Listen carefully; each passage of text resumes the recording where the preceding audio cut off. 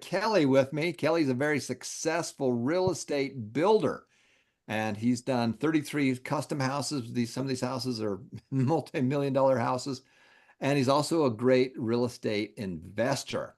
But one of the things that inspired me is when we were very young, he was in early 20s, he and a friend went around the world.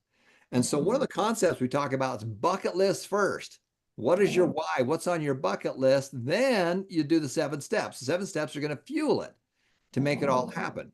But we want to talk about your bucket list first and then the 7 steps. So what I want to do is I want to talk to you about this little thing we call mind mapping. And mind mapping is how I really prioritize where I want to go, and it helps me figure out what I want to get done and stuff like that. But mind mapping, the way it works is that you literally take a subject right here. And on this subject, I'm just say it's called travel. And then from there, your brain can only look at one thing at a time. And so if you want to go travel around the world, well, where do you want to go? Well, Italy is incredible. I've loved Italy, India, other places, Switzerland. And let's say that we want to go to, what's one of the favorite places you've ever been to, Kelly? What's the country? I absolutely loved Portugal, and we'll get into that when we talk about my bucket list. Okay, I was, Portugal. I All right, was so fascinated with Egypt. all right, hang on a second. We're going to put that, I'm going to show you how the system works. So the first thing is, hey, this is travel. Now, Italy, if you're going to go to Italy, there's a couple places you can go. One, you can go to Rome. And if you go to Rome, what do you got to see? Well, you've got to see the Vatican. You got to see the Colosseum. Okay. And then you've got to see some of the fountains and stuff like that. If you're going to go to Italy, you've got to go to Pisa and see the tower. So when you do your mind mapping, what it does is it allows you to take a subject and then take a smaller portion of that, say Italy. Now, what are the places you want to go in Italy? And then what are the things that you want to go see while you're there? And the reason I like this so much is because it allows my brain to look at one thing at a time. So travel, I want to look at Italy. Well, if I'm going to go to Italy, here's my options right here. Venice, I'm going to put Venice on there. Okay. And then here's the cities I want to go to. And then when I go to those cities, here's the places I want to be able to go. So Kelly and his friend Shoemaker went around the world, and they had a great system for doing that. Now, I've been all around the world. I've been to 50 countries, and I've been around the world this way, and I've been around the world the other way. But I'm going to let Kelly talk a little bit about the bucket list and the things that he learned from it. But this is a little system that you can use. I also use this when I'm trying to figure out what I want to get done for the day, projects, stuff like that, because it allows me to not concentrate on these things over here. It allows me to concentrate on one thing at a time, and then one thing, and then I can concentrate over here. Okay. All right. So I'm going to come back out. My brother Kelly's on here. We're going to talk a little bit about bucket list and what are some of the places that you would go to, Kelly? You went around the world and you inspired me to do that. The difference was he went when he was in his early 20s and didn't have any money and stayed in some pretty interesting places. And I waited till I was in my 50s and I stayed in some nice places. All right, Kelly, talk to us about your bucket list and how that all came about. Okay, when I was younger, I was a missionary for the Mormon Church. You guys might have seen them running around your country with their little white shirts and name tags on.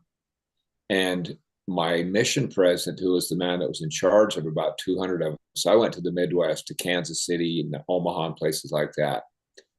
He had gone to Australia 30 years earlier as a missionary, and they were pretty loose back then, and they told him he could go whichever way home from Australia he wanted. So instead of going to Hawaii and then back to Idaho, where he's from, he went the long way around the world from Australia, and he went up through, he said he carried a typewriter all the way across Iran. It was a little safer with that, I guess.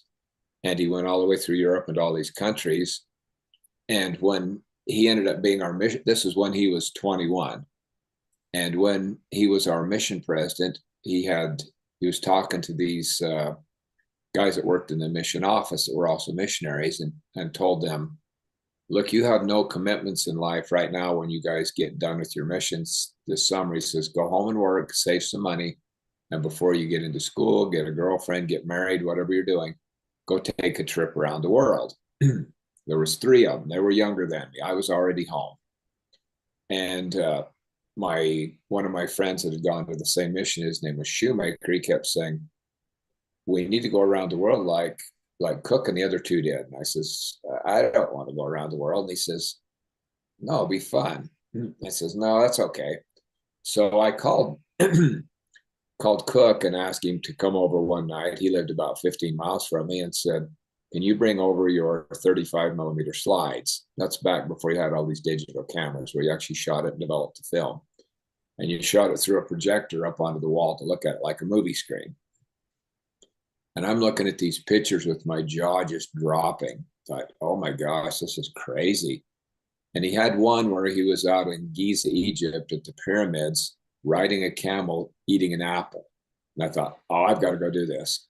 And I literally drugged Steve with me after I caught the vision of it. And we set it up with, they were on Pan Am. It's an airline that is now gone. And they had 80 days to do it. And we were afraid Pan Am was going to go broke. And Air India, I don't know if any of you guys are from India or not, but they teamed up with Northwest Orient. Between the two of them, they flew all the way around the world. So they had a ticket and you had 180 days to do it. These guys had to hurry with 80 days, and we took 120 days. And we started in San Francisco and worked our way to Washington, D.C. We wanted to see the Capitol and the Smithsonian, things like that. And then we went to New York City. I had a friend whose mom lived in New Jersey, and we stayed with her. And we were out at the Statue of Liberty. And once we had our first 3 tickets done, we could go whenever we wanted. We just couldn't backtrack, meaning I couldn't go back to San Francisco. I had to keep going east. And the airline didn't care if you went east or west, and we chose to go east. So we're out at the Statue of Liberty, and I asked Steve, I says, "What do you want to do tonight?" And he goes, "Let's go to London." Okay. It was just so loosey-goosey on that. So we, and this is before you had no internet, and computers were just in their infancy. It was in 1982. So we did this thing basically with just winging it. And we ended up in London, and we had a rail pass already purchased, and we went all around England and Scotland. We went up to Loch Ness, where the Loch Ness monster is supposed to be. We didn't see it. They said that it was a holiday, so she wasn't going to show herself. But and then we went to Germany, and we went all over Europe. And my mother wanted somebody to see where our ancestors were from. They were from England, Norway, Sweden, and Denmark. And I got up to Denmark, and I looked just like the kids in Denmark. And when I'd be on the train, the conductor would want to see our rail pass, and they'd look at me to go, "Passport?" Because I looked like I was Danish, and the Danish people couldn't get the same rail pass that American and Australian kids could. And Steve's name is Shoemaker, and he was blonde, and he'd get passported too. We went to East Germany when it was communist, and I decided I didn't care to go to Russia after that. I didn't like how they had their citizens basically in bondage, where they told them where to live and where to eat and what job to do. It's since changed, but it was very educational to see that. And then we went down to all the way down to Italy. Italy was fun. Let me backtrack just a second. We were in Portugal, and we took a little train out there, and we just hopped off the train because we wanted to see the Atlantic Ocean.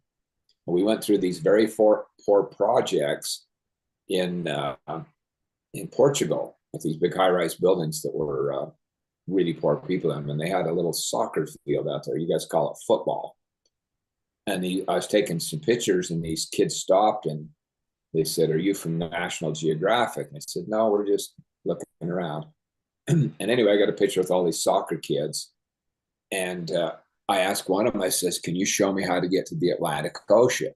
Because it was about a mile away. So these 2 little Portuguese kids walked me down to the Atlantic Ocean.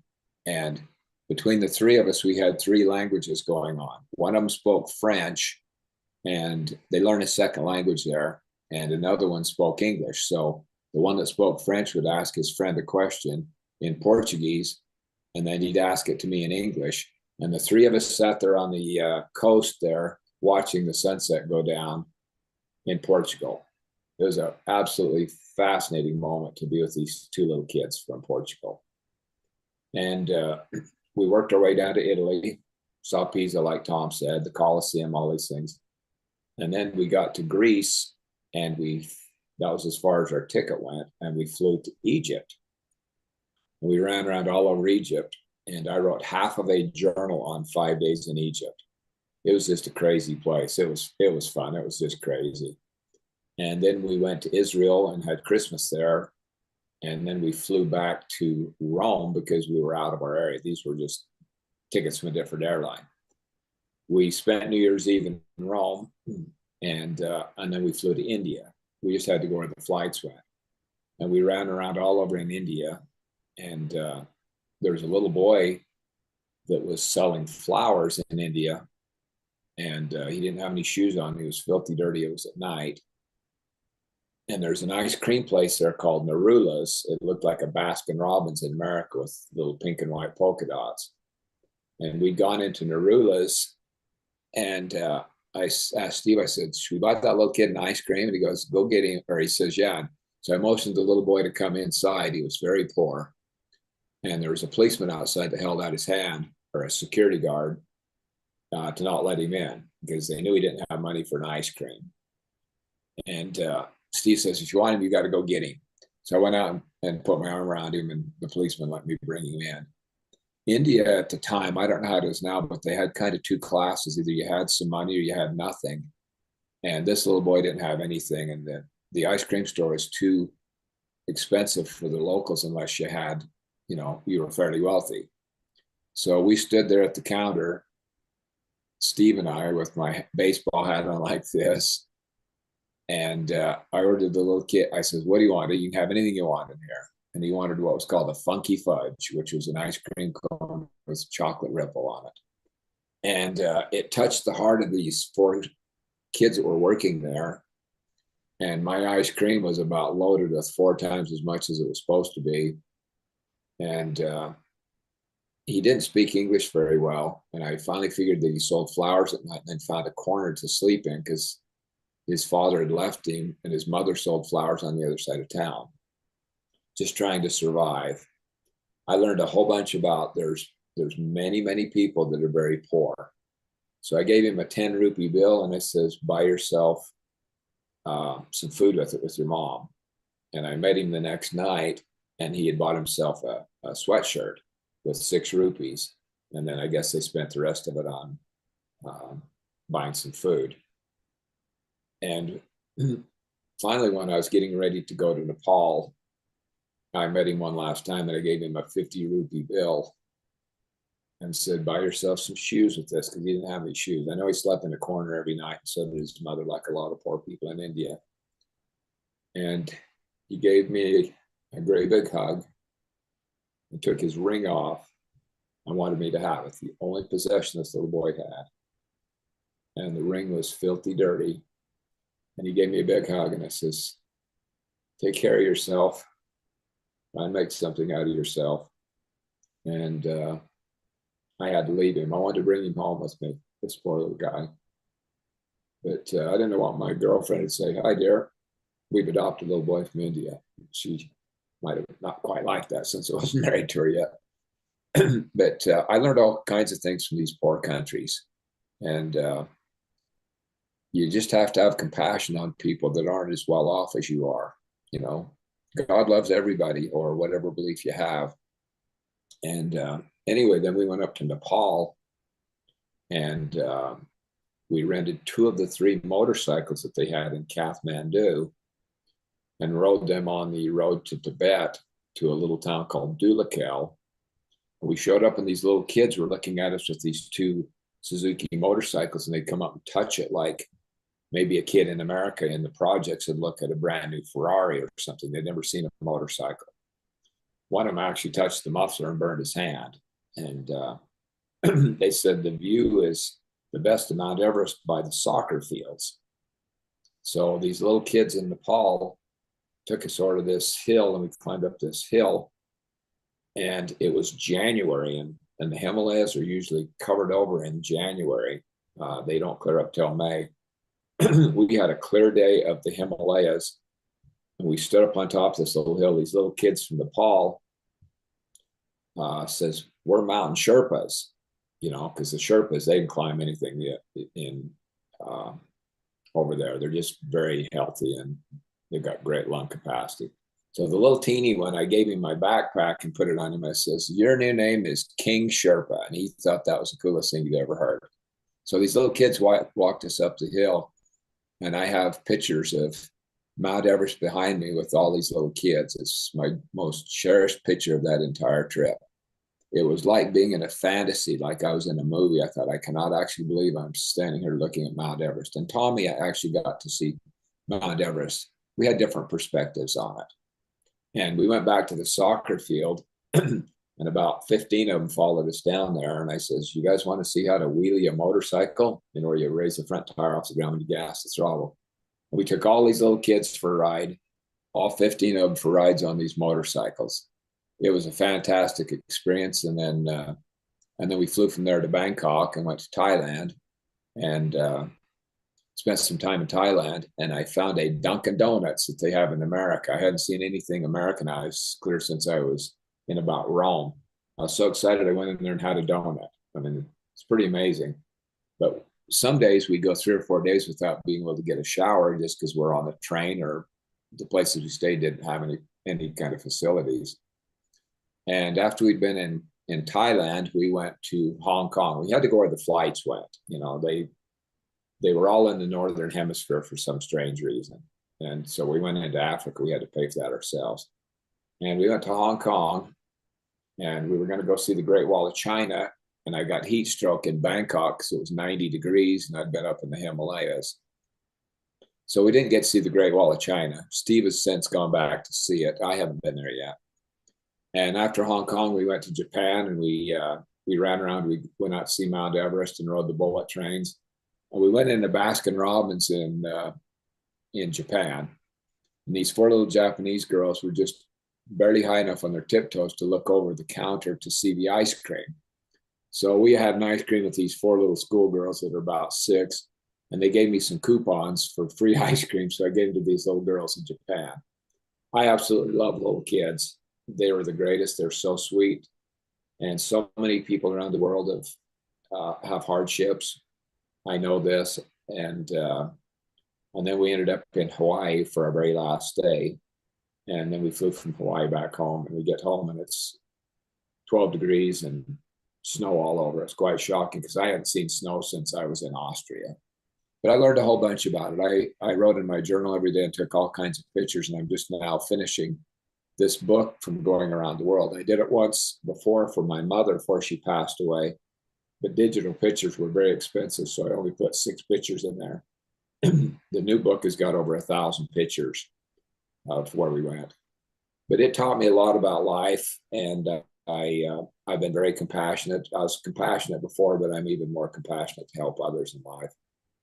And it's actually helped me a lot in life to see these places, because I run into somebody from these countries and we're just immediately friends. And it was a great experience. And then I asked my wife to marry me, and she was not happy with me being gone, but I finally got her to marry me, and we've been married for 41 years and raised 3 kids. So if you get a chance to travel, try and do that. And you know, you get tied up with life with a lot of things. Once you have children, it's kind of hard to go anywhere. But try and have one night as a date with your wife or with your husband, whichever you are, every week. And don't forget who you are, because you married each other. And take good care of the kids, and just try and be good people and help others. Any questions? No, that's pretty good, Kelly. You know, Kelly did it when he was in 20s. I waited till I was in my 30s and 40s. And I took my 2 youngest kids. I've been all over the world. I've been to 50 countries. I went around the world this way, went around this way. And, you know, the one thing that I think he and I can really agree on is the one thing I really learned, that I know for sure, is that parents want their children to have a better life. Parents want their children to have a better life. And it's everywhere you go. And we're all the same. We're all spiritual children having an earthly experience. So, you know, when you see other people, they're having an earthly experience, and some people got some pretty crappy cards in the game of life. So your job is to teach them how to change those cards to better cards and to have a better life. That's the purpose of the foundation. The purpose of the foundation is to help you, your family, and friends have a better life. And we do that by providing free success and money classes for anyone, anywhere. We do that by giving away scholarships and grants and financial rewards when you go to class, and you take that money and start investing it, because we're teaching you the 7 steps. Mission number 2 is the platform. We have hundreds of hours of classes. And number 3 is to help those in need. For every hour you're in class, we're donating a pair of eyeglasses, we're feeding someone, or providing clean water. So we have all these wonderful things that we're doing. And we're going to come right back because I got another section we want to do. But thanks for watching. We'll be right back.